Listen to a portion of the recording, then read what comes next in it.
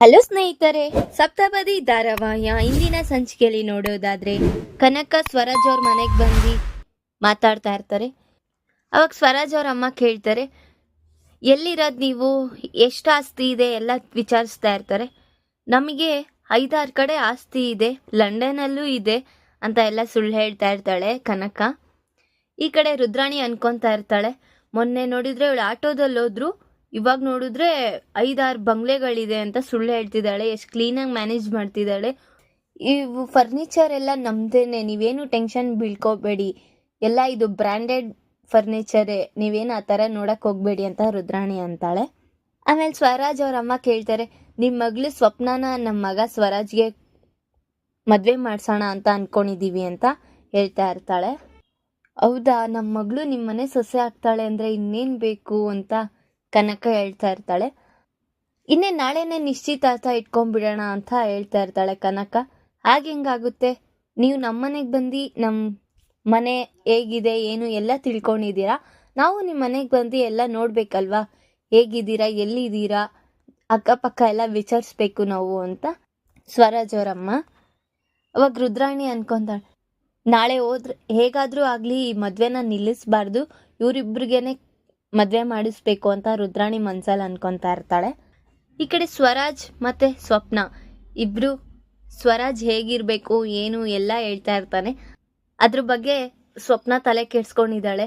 ರಾಹುಲೇ ಎಷ್ಟೋ ಪರವಾಗಿಲ್ಲ, ಅವ್ನು ಮಾತಾಡ್ತಿದ್ರೆ ನನಗೆ ಇನ್ನೂ ಮಾತಾಡಬೇಕು ಅನ್ನೋ ಆಸೆ ಆಗ್ತಾ ಇತ್ತು, ಸ್ವರಾಜ್ ಮಾತಾಡ್ತಿದ್ರೆ ನನಗೆ ಏನೂ ಮಾತಾಡೋ ಇಂಟ್ರೆಸ್ಟೇ ಬರ್ತಿಲ್ಲ, ಸುಮ್ಮನೆ ಕೇಳ್ತಿದ್ದೀನಿ ಅಂತ ಯೋಚನೆ ಮಾಡ್ತಾ ಇರ್ತಾಳೆ. ಈ ಕಡೆ ಸ್ವರಾಜ್ ಮತ್ತೆ ನನಗೆ ಟೈಮ್ ಆಯಿತು ಅಂತ ಅವರಿಬ್ಬರು ಹೊರಟುಬಿಡ್ತಾರೆ. ಕಾವ್ಯ ಹುಡ್ಕೊಂಡು ಬರ್ತಾಳೆ ಅವ್ರ ಅಕ್ಕನಿಗೆ, ಏನಾಯ್ತೋ ಎಲ್ಲಿದ್ದಾಳೋ ಅಂತ ಹುಡ್ಕೊಂಡು ಬರ್ತಾಳೆ ಕಾವ್ಯ. ಬಂದು ನೋಡಿದ್ರೆ ಅಲ್ಲಿ ಇರೋದಿಲ್ಲ ಕೆಫೆದಲ್ಲಿ. ಈ ಕಡೆ ಸ್ವರಾಜ್ ಇಬ್ರು ಕಾರಲ್ಲಿ ಹೋಗ್ತಾ ಇರ್ತಾರೆ. ಕಾವ್ಯ ಹುಡ್ಕೊಂಬರೋ ದಾರಿಲೇ ಅವರು ಬರ್ತಾ ಇರ್ತಾರೆ. ಸ್ವರಾಜ್ ಕಾರಿಂದ ಗುದ್ಬಿಡ್ತಾನೆ ಕಾವ್ಯಾಗೆ. ಅವಳು ಕೈ ಕೊಡಕ್ಕೆ ಹೋಗ್ತಾಳೆ. ನೀನಾ, ಛೇ ಎಲ್ಲಿ ನೋಡಿದ್ರು ನೀನೇ ಇರ್ತೀಯ ಅಂತ ಸ್ವರಾಜ್ ಅಲ್ಲಿಂದ ಕೋಪ ಮಾಡ್ಕೊಂಡು ಹಂಗೆ ಕಾರ್ ಎತ್ಕೊಂಡು ಹೋಗ್ಬಿಡ್ತಾನೆ. ಛೇ ನೀನಾ, ಎಲ್ಲಿ ನೋಡಿದ್ರು ನೀನೇ ಇರ್ತೀಯ, ಅದಕ್ಕೆ ನಿನ್ಗೆ ಯಾವಾಗೂ ಹಿಂಗೆ ಆಗುತ್ತೆ ಅಂತ ಹೇಳ್ತಾ ಇರ್ತಾನೆ.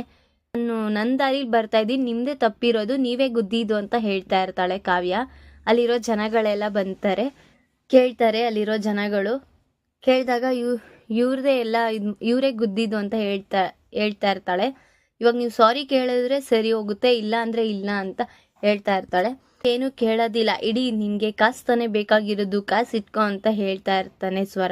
ನಮಗೆ ಕಾಸು ಅಂಥವೆಲ್ಲ ಏನೂ ಬೇಕಾಗಿಲ್ಲ, ಮನುಷ್ಯರಿಗೆ ರೆಸ್ಪೆಕ್ಟ್ ಕೊಡಿ ಅಷ್ಟೇ ಸಾಕು ಅಂತ ಹೇಳ್ತಾ ಇರ್ತಾಳೆ ಕಾವ್ಯ. ಧಾರಾವಾಹಿಯ ಪ್ರತಿಯೊಂದು ಸಂಚಿಕೆ ತಪ್ಪದೇ ನೋಡಬೇಕಾದರೆ ನಮ್ಮ KTVS 365 ಚಾನಲ್ನ ಹೀಗೆ ಸಬ್ಸ್ಕ್ರೈಬ್ ಮಾಡ್ಕೊಳ್ಳಿ.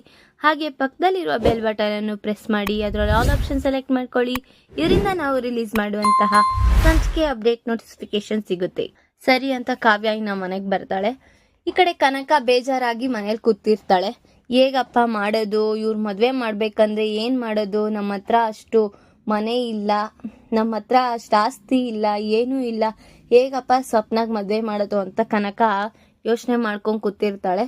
ಆಮೇಲೆ ಸ್ವಪ್ನ ಬಂದು, ಅಮ್ಮ ಅಮ್ಮ ಇಲ್ಲಿ ನೋಡಮ್ಮ, ಡೈಮಂಡ್ ರಿಂಗ್ ಸ್ವರಾಜ್ ಕೊಟ್ಟಿದ್ದಮ್ಮ ಅಂತ ಸುಳ್ಳು ಹೇಳ್ತಾ ಇರ್ತಾಳೆ ಸ್ವಪ್ನಾಗ ಮದುವೆ ಮಾಡಿಸ್ಬೇಕು ಅಂತ ಈ ಥರ ಎಲ್ಲ ನಾಟಕಗಳಾಡ್ತಾ ಇದ್ದೀರಾ, ಅವ್ರಿಗೇನಾದರೂ ಗೊತ್ತಾಗಿ ನೀವು ಈ ಮನೇಲಿ ಇದ್ದೀರಾ ಅಂತ ಗೊತ್ತಾದ್ರೆ ಅವ್ರು ಹೇಗೆ ಯಾವ ಥರ ಬೇಜಾರು ಮಾಡ್ಕೊತಾರೆ ಗೊತ್ತಾ ಅಂತ ಹೇಳ್ತಾ ಇರ್ತಾರೆ. ನೀವು ಮಧ್ಯದಲ್ಲಿ ಬರಬೇಡಿ, ನಮ್ಮದು ನಾವು ನೋಡ್ಕೊತೀವಿ, ಬರೀ ನಾನು ಮಾಡ್ತಾ ಇರೋದು ನಮ್ಮ ಮಕ್ಳು ಫ್ಯೂಚರ್ಗೋಸ್ಕರ, ನೀವು ಇದೇ ಥರ ಇದ್ದರೆ ಎಂಥ ಹುಡುಗನೂ ನೀವು ತರೋಕ್ಕಾಗಲ್ಲ ಅವ್ರ ಸ್ಟೇಜ್ಗೆ ಅಂತ ಹೇಳ್ತಾ ಇರ್ತಾಳೆ. ಅವಾಗ ಕಾವ್ಯ ಬಂದು ಹೇಳ್ತಾಳೆ, ಅಮ್ಮ ಇದು ಸರಿ ಹೋಗಲ್ಲ ಅಮ್ಮ, ಅವ್ರು ಏನು ಎತ್ತ ಅಂತ ನನಗೆ ಗೊತ್ತಿದೆ ಅಂತ ಹೇಳ್ತಾ ಇರ್ತಾಳೆ. ಸ್ವಪ್ನನೂ ಮನ್ಸಲ್ಲಿ ಅನ್ಕೊತಾ ಇರ್ತಾಳೆ. ಕಾವ್ಯ ಒಂದು ಆ್ಯಂಗಲಿಂದ ನೋಡಿದಾಳೆ ಸ್ವರಾಜ್ನ, ನಾನು ಒಂದು ಆ್ಯಂಗಲಿಂದ ನೋಡಿದ್ದೀನಿ.